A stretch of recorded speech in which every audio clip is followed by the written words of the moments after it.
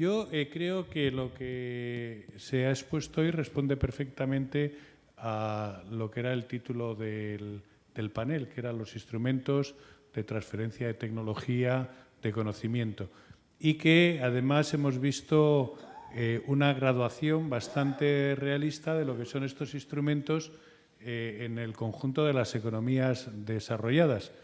Uno que yo diría que es recurrente, que es el más conocido y al que todo el mundo se refiere, que es el de la transferencia de conocimiento desde la universidad hacia las empresas. Y en ese sentido se nos ha expuesto cómo en una universidad importante, tradicional y de referencia en el país se ha estructurado un intento importante de poder dar a conocer a los potenciales usuarios lo que esa universidad tiene. Yo diría que aquí aparece un elemento, bueno, que es como una carrera interminable, es como ese ratón que empieza a dar vueltas en una rueda y nunca llega y siempre está dando vueltas, que es intentar no duplicar las iniciativas. Es cierto que si no lo intentas, en vez de duplicar, habría que intentar no tetraplicar, pero es realmente una carrera contra el infinito, ¿no? Pero fundamental. Y yo creo, pero lo que sí destacaría es, supongo que luego en casa las cosas serán más complicadas, pero esta orientación comercial de una universidad tradicional, ¿no? Este intento importante, porque muchas veces cuando trabajas con las universidades tienen una cierta idea a decir, bueno, yo tengo tanta oferta que me la vengan a buscar, ¿no? Y esta necesidad de que no es así, que realmente en el mercado hay muchas cosas y para poder responder al mercado hay que salir de alguna manera a la calle, en este caso de forma digital, ¿no? Hay que ordenar lo que tengo y lo ordeno. Y aquí yo para lanzar, voy a hacer un poco conjunto para luego dar la palabra. Yo aquí destacaría una cosa muy importante que tiene que ver con algo que voy a decir más tarde, que es que ustedes eso lo han digitalizado. Pero el que lo hayan digitalizado quiere decir que yo puedo acceder a ello desde Tahití, desde Shenzhen o desde Surco. Y esto creo que es muy importante. Y hay otro tema que sí le querría preguntar para que me responda luego, es que si esa digitalización de la información la han hecho en el lenguaje de los investigadores o en el lenguaje de la empresa. Porque uno de los problemas recurrentes que nosotros nos hemos encontrado como consultora es que cuando pides a una universidad qué es lo que puede ofrecer al mercado, te largan las memorias de investigación, que es algo absolutamente incomprensible para un empresario o para un ser normal. Entonces, si ustedes lo han podido dar una forma comercial a ese proyecto comercial. El segundo nivel de transferencia que hemos visto es algo que es menos frecuente, pero que pasa en muchos sitios, incluyendo en sitios que parece que no tienen política industrial, como Estados Unidos, que son los centros tecnológicos. Es decir, estructuras que, como han repetido tanto el ITP como el INIA, no están hechas para investigar, sino que están hechas para resolver problemas. Es decir, las empresas tienen un problema, ¿cómo respondo yo a ese problema? Y en ese sentido son un instrumento fundamental en todos los países para la competitividad.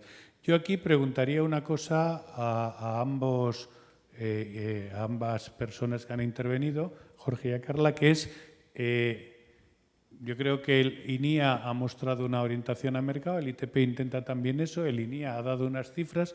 ¿Qué es lo que hace que el INIA tenga estas cifras y qué es lo que hace que el ITP no las tenga parecidas? Porque yo creo que esto es un elemento fundamental. Yo creo que, lógicamente, hay muchas explicaciones, pero yo creo que hacer este benchmarking es importante para un proyecto que yo creo que es importante en el país, que es dotarse, como ha dicho Carla, de una red de estructuras cercanas a las empresas que sean capaces de resolver problemas productivos, ¿no? Y para eso hay un camino por delante y el benchmarking yo creo que es importante, ¿no? Y la tercera es algo que muchas veces no se tiene en cuenta en la transferencia de tecnología, es la transferencia de tecnología que se hace en la calle. Es decir, en las redes. Las redes son fundamentales para poder conectar, para poder trabajar en conjunto, para poder transferir conocimiento. Y en ese sentido, aquí aparece también otro tema, que es que la red ha empezado en Shenzhen y ha pasado por Francia. Entonces aquí ya hay otro tema que me parecería muy importante. En ese proyecto país que tiene Perú de acceder a una mayor sistematización de los procesos de innovación en las empresas, y esto se lo preguntaría por una parte al ITP, desde el punto de vista de la oferta, hasta qué punto el ITP en su proyecto no tiene sentido que piense también en trabajar en red con otras estructuras en vez de intentar desarrollar todos los procesos de conocimiento en interno, ¿no? Y, por otra parte, a nivel de las empresas, hasta qué punto es fácil acceder a ofertas tecnológicas y de conocimiento que no sean locales. Bueno, yo pasaría en que yo he empezado por la universidad, vayamos de la universidad al mercado. Bueno, sí se escucha. No, está bien, gracias. Bueno, respondiendo primero comentar que lo que han visto, lo que se ha visto en la presentación no ha hecho justicia al trabajo que hemos realizado desde dentro de la universidad, porque no ha sido fácil. Hubo mucha resistencia de las otras áreas, porque esto fue una iniciativa de la Oficina de Innovación. Entonces, las otras áreas que están acostumbradas a ellos tener un contacto directo con el sector productivo o con las empresas o con el Estado, nos decían, ¿y por qué yo tengo que adherirme a tu iniciativa, ¿no? Si a mí me va súper bien así como estoy? Y lo que tuvimos que hacer es hacer una sesión de Design Thinking, donde juntamos a todas las áreas y la presidió el vicerrector académico, donde él mencionó y fue muy enfático al decir que necesitamos como universidad presentarnos como universidad, no presentarse áreas aisladas, que cada uno prácticamente tenía su propio nombre, pero al final todos caían en lo mismo, en el mismo laboratorio, caían en el mismo profesional, porque claro, ellos son la cara de ellos representaban independientemente a la universidad, pero al final siempre iban a buscar al jefe de laboratorio de materiales, de infraestructura, para que resuelvan el mismo problema y cada uno tiene una meta económica, por supuesto, pero ya es hora de que como universidad nos presentemos con una sola cara. Este trabajo, esta sesión que duró 2 días dentro de la universidad fue buenísima porque ayudó a que todas las áreas pudiéramos empezar a pensar como una sola estructura, ¿no? Y lo que mencionas sobre cómo hemos nombrado a los servicios también era muy importante porque hemos hecho traducción de cada uno de los servicios, porque una vez que nosotros hemos pedido, por ejemplo, a ver, al laboratorio de robótica, ¿cuáles son los servicios que ofrecen? Nos daban, como tú mismo has dicho, nombres de Júpiter y de Marte. Entonces lo que hemos tratado de hacer es traducir al idioma normal, terrícola, para que todos los demás puedan entender cuál es el servicio puntual que se le ofrece. Sin embargo, dentro del portal de soluciones tecnológicas integrales puedes encontrar en cada uno de los servicios o un espacio general en donde tú digas, no encuentro el servicio que necesito, pero quiero saber si ustedes tienen tal y tal cosa. Entonces, de esta manera nosotros podemos decir, ya, bueno, entonces no lo han encontrado porque no está bien escrito, hay que mejorar la redacción del servicio que se está ofreciendo y también responder rápidamente sí, atendemos rápidamente o no lo tenemos, acá en la universidad no está, ¿no? Otra de las cosas que tenemos dentro del portal es, por ejemplo, los correos llegan directamente al área, pero se duplican a la oficina de innovación, donde hay una persona que recibe todos esos correos y le hace seguimiento para ver si es que se atienden o no se están atendiendo, para que alguien que se comunica a través del portal no caiga en saco roto y al final el portal no sirve para nada, ¿no? Eso.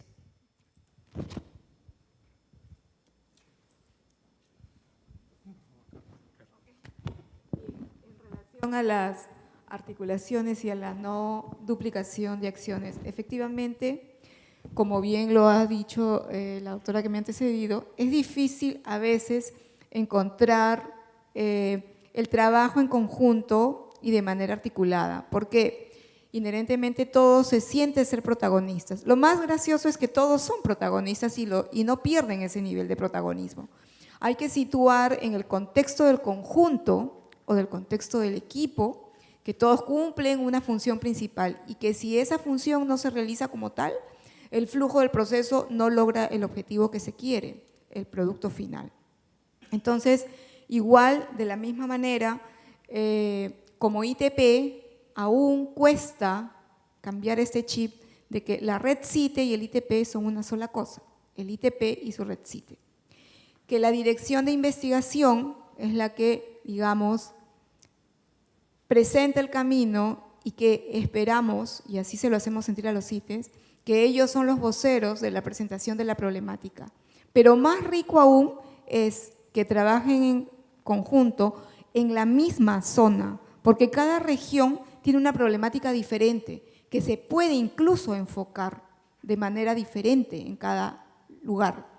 La cultura, la forma de desarrollar sus actividades en cada región, es lo que nosotros estamos empezando a valorar, porque solo de esa forma, respetando la forma de vivencia y el enfoque que se tiene, vamos a poder entender y proponer la solución que se le tiene que dar a la problemática que se enfrenta a esta región. Si bien una de las condiciones que nos caracteriza es la certificación de los laboratorios, porque nos movemos en base a normativas vigentes y a veces se toman estructuras de normativas internacionales para adaptarlas a nuestro contexto nacional, eso no implica ni tampoco determina que se hagan acondicionamientos del proceso de desarrollo para obtener la solución al problema y cerrar la brecha. Pero sin embargo, a pesar de que todos hablamos castellano y con respeto de las lenguas nativas de las regiones, es difícil dar a entender y pienso, y eso de manera personal, creo que hay una gran falla de concepto desde las cosas más sencillas que hay. Y eso ocurre inclusive al interior de nuestra institución. Entonces, dar a conocer la unificación del concepto para poder hablar en el mismo sentido y lograr la meta que se propone como institución para el beneficio de la región y del poblador de la región, es todo un reto. En ese camino estamos. Bueno, en eso yo creo que sí que es evidente, antes de pasarle la palabra a Jorge, que no ya es que el castellano sea diferente por país, es que el castellano limeño no es el de las regiones. Entonces necesita un traductor cultural, eso está muy claro.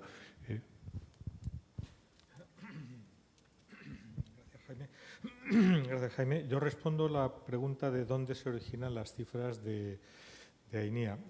Depende de qué cifras hablemos. Nos encontramos sin duda ante un centro que es maduro, es un centro que ha madurado, que lleva años con unas cifras bastante similares, que se vienen repitiendo. Por el motivo que sea, el mix de productos, de los nuevos que entran por otros que abandonan, hacen que en el proceso de aprendizaje, hasta que llegas a vender algo, la poca repetibilidad de las cosas, porque muchas son a medida, te mantienen una facturación más o menos estable, creciente siempre, pero más o menos estable, no corresponde a lo de los primeros años. Por otro lado, la forma en que esos ingresos se reparten, AINIA siempre ha tenido vocación de no depender excesivamente del sector público. Estaría bien, depender del sector público. Si está asegurado, si es una forma segura de obtener fondos, está muy bien, porque uno realmente se enfoca a la parte científico-técnica, quizá, y te ahorras bastantes miserias, ¿no? El problema es que lo público no es estable, es difícil de predecir.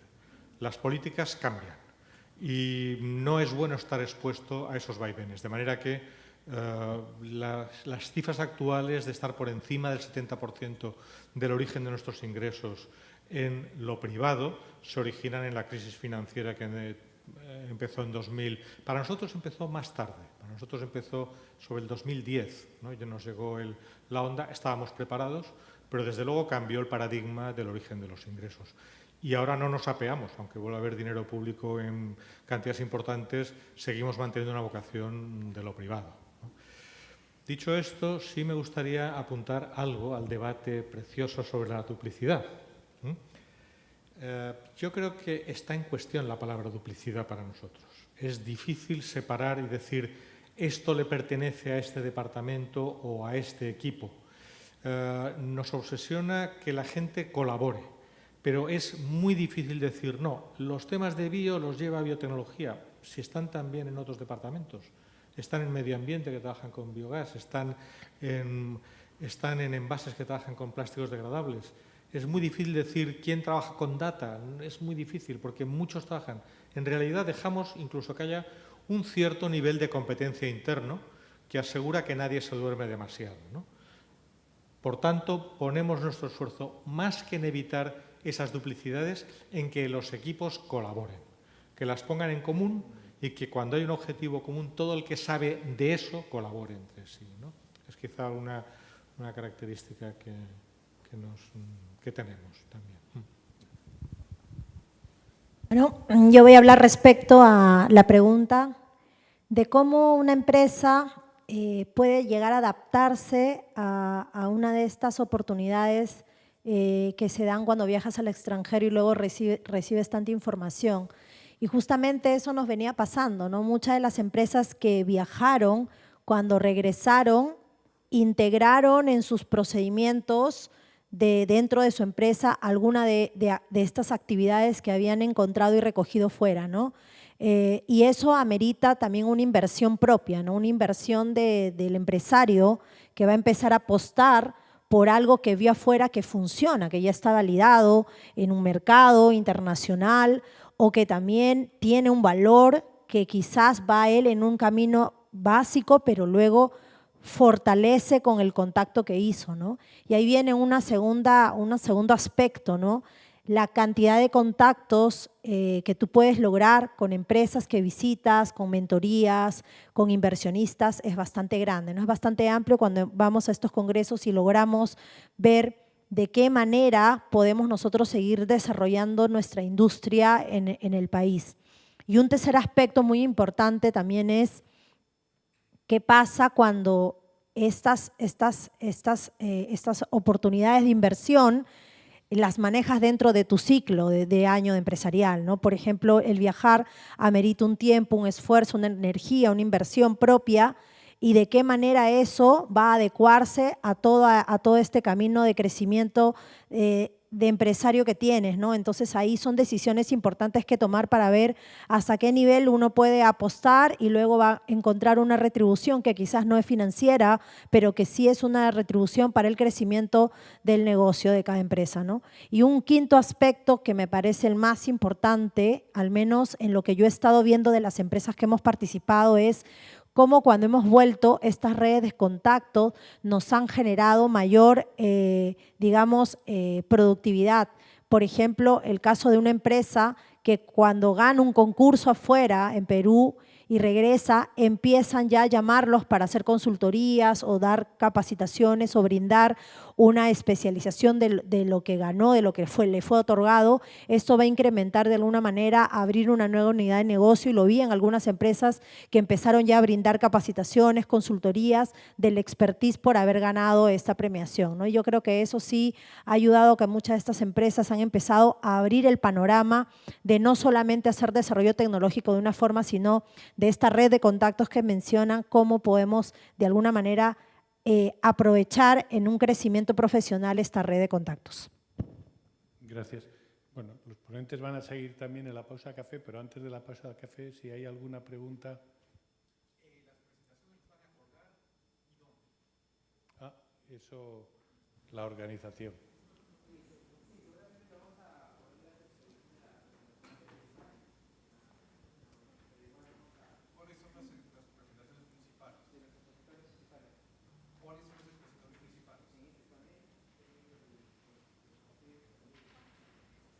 Sí, yo les recomiendo de todas formas, aunque van a poner en Cocintec, que como tienen ahora en persona a los ponentes, justo según acabemos, les pidan la dirección mail y plum.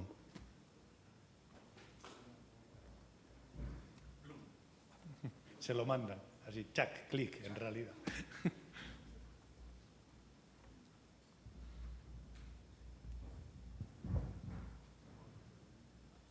Una pregunta para Jorge. ¿Podrías mencionar alguna experiencia de la INIA en Perú que pueda ser difundida?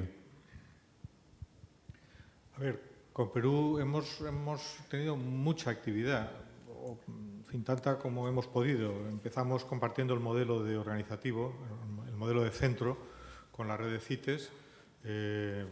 Nos hemos apoyado desde la parte más formal, que son los proyectos con distintas financiaciones, bien sean de cooperación internacional o multilaterales. Hemos hecho con la red de CITES misiones tecnológicas a España en el sector cosmético y en el sector vitivinícola. En fin, un poco todo hemos hecho ahora con el ITP. Hicimos un proyecto muy bonito para participar en esa transformación magnífica que ha hecho el ITP y la red de CITES. Y nos mantenemos de manera permanente en contacto con Perú porque tenemos esa vocación de compartir con Perú lo que vamos desarrollando y que creo que es muy útil aquí, porque tenemos un tejido empresarial muy parecido, muy homologable, ¿no? No sé si va por ahí la pregunta, pero vamos, lo hecho siempre es poco, siempre es lo que podemos hacer, ¿no? Es lo que, de alguna manera, es lo que nos llama a venir y explicar lo que hacemos para que haya más sensibilidades y que tengamos más oportunidades de colaborar con Perú, efectivamente. Bueno, lo dicho, todos ellos van a estar ahora tomando un café que va siendo necesario y sobre las 11:15 tenemos el siguiente panel. Gracias.